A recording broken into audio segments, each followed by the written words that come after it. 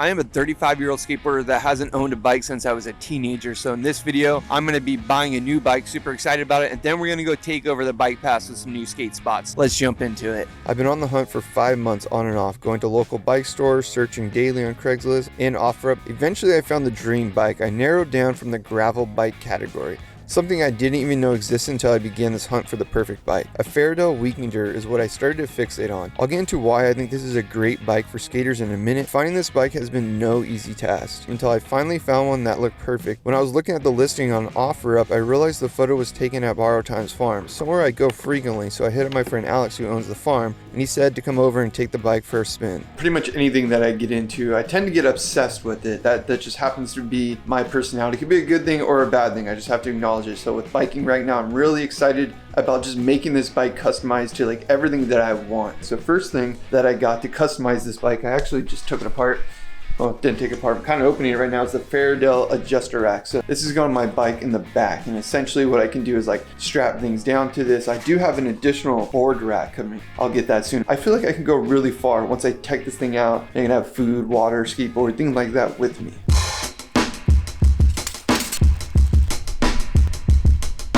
My buddy who sold me this bike gave me this really cool tool. It's got all the bike essentials on there. This is the M5. It goes with the bike parts. I'm a newbie, you know. Bikers are probably like, damn skater.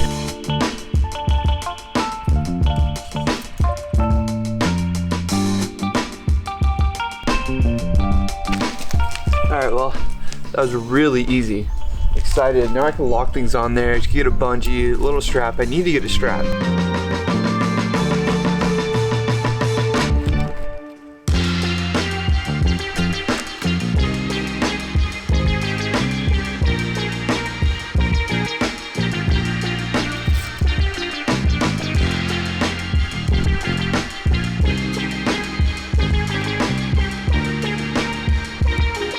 So on the Fairdale website, they say that the skate rack only fits an 8.5 at the bottom. That's the width that they're saying that could fit down here. This board is an 8.75, and I feel like I still have some more room. So like I have my rails on here. They're kind of rubbing at the bottom of the rack right here, but it's pretty good.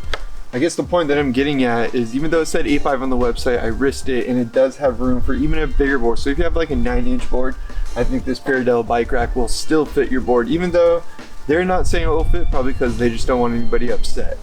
I think you'll be fine, especially if it's not like super wide at the end. Most skateboards have the shape in the inside, so it's sturdy on there too. Like, it's not going anywhere. It's nice and snug. All right, so today's gonna be my first big test ride day. Not that big, but basically it's 5 miles to the skate park and then 5 miles back. And there's a bike path the whole way. So we'll see if I can bike and still have energy to skate and still have energy to bike home.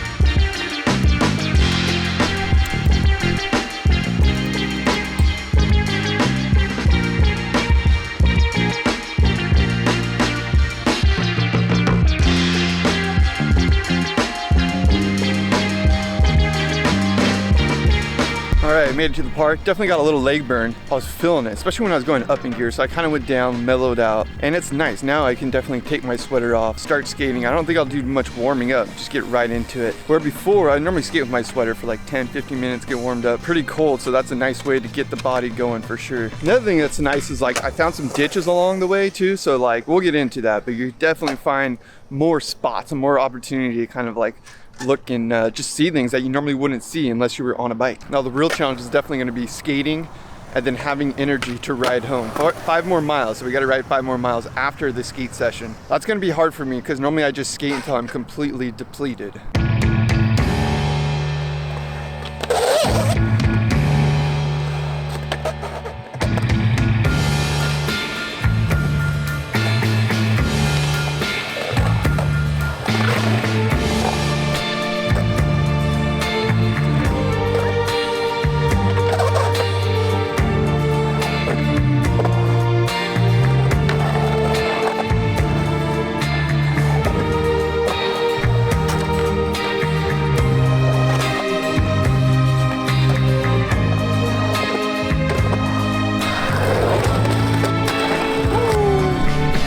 Alright, that was like, I think 30 minutes of skating. I gotta save some energy to make sure I can bike back because I'm pretty tired. biking back actually doesn't sound very exciting right now, to be honest.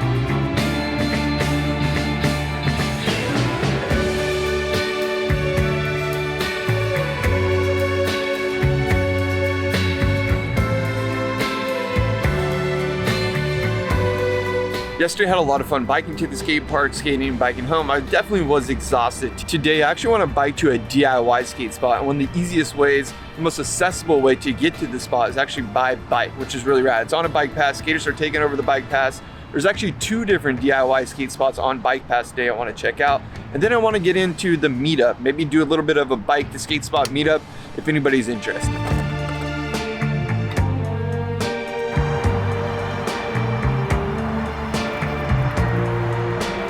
So this is another DIY. I'm hiding over here because there's a freeway over there. It's really loud. This is another new DIY right off the bike path. I actually haven't skated yet, so I'm gonna get a couple licks. Easiest way, like I said, to get here is from the bike. There's so many DIY spots on bike paths. That's something that I think we need to do more of, is like transporting skateboarders on bike paths. I know we don't commute like bikers do, but if there's multiple spots or skate parks along bike paths, I honestly think people would drive less, skate more, bike more, which is really rad. Let's get a couple licks on this DIY spot. Who knows how long it's gonna last. Bikers just zoom past here. I don't even know if anybody can see it. They actually poured concrete on the side over here. I skated the spot like years ago, and it definitely wasn't this good. They did a lot of work on this. Let's get a couple tricks, or try to get a couple tricks on it. It's also a really quick bike ride, so it's kind of nice. It's a good warm up. So this little area right here, this patch, skaters did this. Like, this is how much work skaters do to like build skate spots. This was just dirt last time I skated years ago, so yeah, they put a lot of work in on the spot.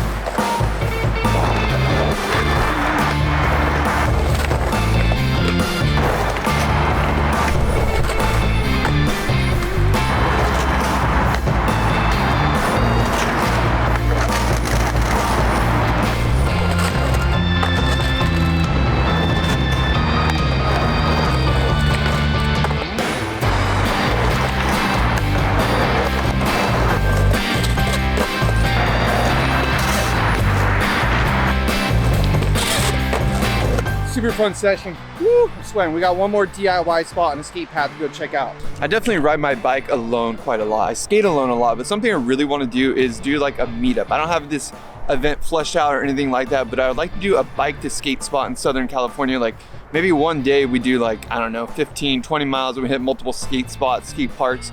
If that's something you're interested, follow me on Instagram. It's @Dowdy, D-O-W-D-Y, or leave a comment down below. I'm really curious if other people skate and bike and would be interested in an event like that. We got this last spot. I'm pretty exhausted. Hopefully you've enjoyed this video of getting my dream bike, not my dream bike, the bike I really wanted, skating some spots and talking about the benefits of riding bikes and skating. I definitely do it alone a lot, like I said.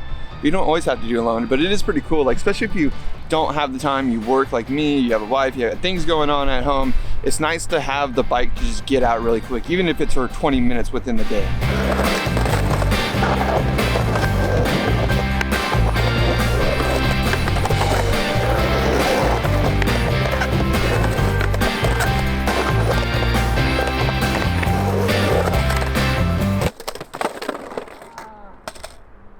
Done.